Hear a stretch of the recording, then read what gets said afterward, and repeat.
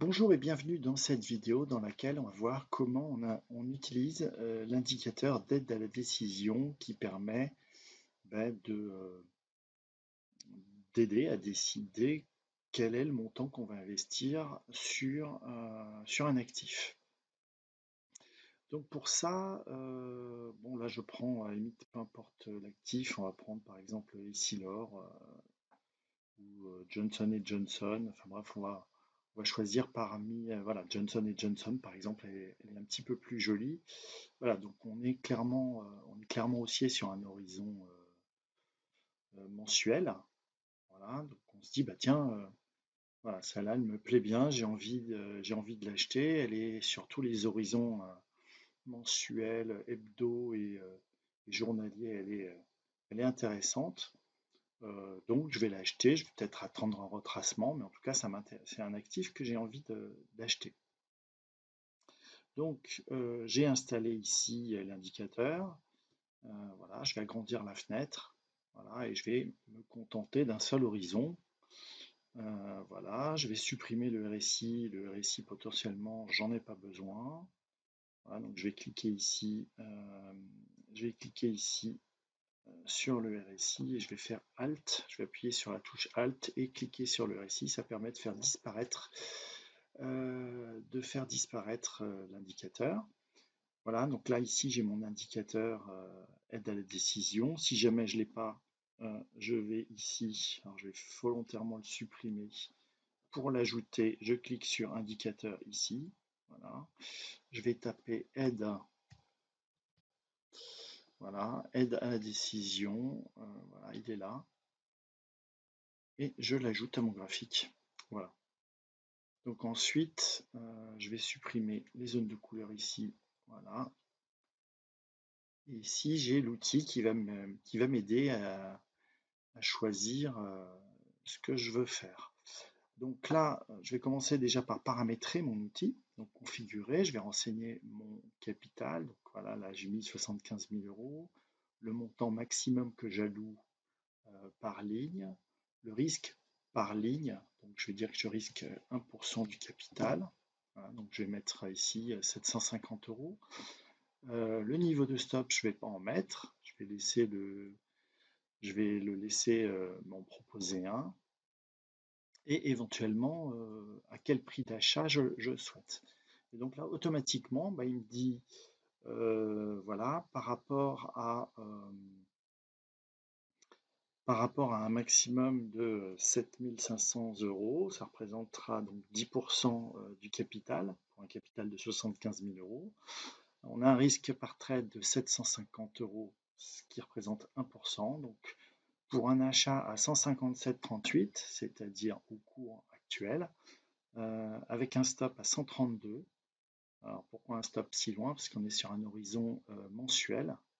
Voilà, donc il positionne le stop à peu près 132, 132,72, 132,72. Donc voilà, à peu près ici. Donc effectivement, c'est un niveau où on a des chances de ne pas se faire toucher. Voilà, à ce moment-là, on peut en prendre 30. Voilà, hop, on va pouvoir en prendre 30 et donc on aura ce risque qui sera limité à 750 euros. C'est-à-dire que si le cours Davis descend à 132, on clôturera notre position et on aura perdu 750 euros. Après, l'objectif, il va être, pour annuler le risque, il va être de vendre à 182 euros. Voilà, si on monte à 182 euros, on aura supprimé le risque. C'est-à-dire si je rentre ici à ce niveau-là et que je prends, voilà, je mets, hop, le stop, il est à peu près là, voilà. Je vais ici configurer la règle. Je vais rajouter le miroir, voilà. Et donc, vous voyez, par rapport à ce risque, on a ce premier objectif qui est calculé automatiquement. Donc on va regarder s'il n'y a pas de résistance. Donc effectivement, il n'y a pas de résistance, donc c'est un cours atteignable. Donc partant de ce principe-là, on peut éventuellement décider de rentrer en position. Après, on peut affiner, puisque là, je suis sur un horizon mensuel. Si je me mets sur un horizon hebdomadaire, par exemple, voilà, donc là, il va me proposer également ces niveaux de prix-là. Et puis si par contre je me rentre en journalier, hop, voilà. Là, il va me proposer donc un achat à 157. Il va me proposer d'en prendre un petit peu plus. Pourquoi? Parce que le stop sera plus serré. On va mettre un stop à 151,82. 151,82. Donc là, on serait sur un horizon journalier. Donc on aurait toujours un risque de 750 euros. Voilà, mais en fait, parce qu'on va prendre plus d'actions. Alors après, je peux décider d'utiliser par exemple un retracement de Fibonacci. Voilà, je crois qu'il est là. Hop, si je dis tiens, je pars du plus bas ici, hop, et puis je pars du plus haut là, ça pourrait être intéressant soit d'acheter à ce niveau-là de prix, à ce niveau de prix-là, c'est-à-dire de dire tiens, je vais attendre un retracement à 151 ou au 38 à 148 par exemple. 148, ça serait tout à fait jouable. Donc, si je modifie ici et je configure et je dis voilà pour un achat à 148, voilà. Hop. Et alors là, comme il me calcule le stop à 151, forcément, il me dit bah là, ça veut dire que tu en vends. Il faudrait en vendre 196. Donc forcément, si je décide de les acheter à 148, mon stop devrait être plus bas. Donc on va dire que on va mettre le stop. Donc si on se base ici sur un retracement à 148, on va repartir éventuellement à 132 ou 130, voire 129 par exemple, 129 pour éviter les chiffres ronds. Voilà, et donc là, il va me proposer, donc toujours avec le risque de 750 euros, d'en acheter 129. D'en acheter. Ah oui, non, pardon. J'ai dit que j'achetais à 148 et que je mettais le stop à 129. Voilà. Donc là, voilà, ça veut dire que j'en achète 39. J'en achète 148 avec un stop à 129. J'en achète 39 donc. Il m'affiche toujours le niveau de stop qu'il propose par rapport au dernier prix. Voilà. Donc ensuite, voilà, là c'est parce que j'ai renseigné ici un prix d'achat forcé. Si je le repasse à 0, voilà, hop. Et donc ça permet de ne pas se prendre la tête à savoir combien de titres prendre pour être tranquille, quoi, pour pas être stressé et avoir un portefeuille qui dure. Alors ça peut être aussi calculé par rapport au fait de ne pas avoir de stop. On peut aussi dire voilà, le stop il est à, il n'y a pas de stop.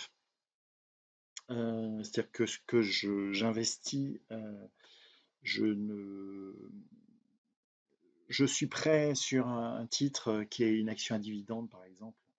Je vais faire du long terme, donc je ne vais pas mettre de stop.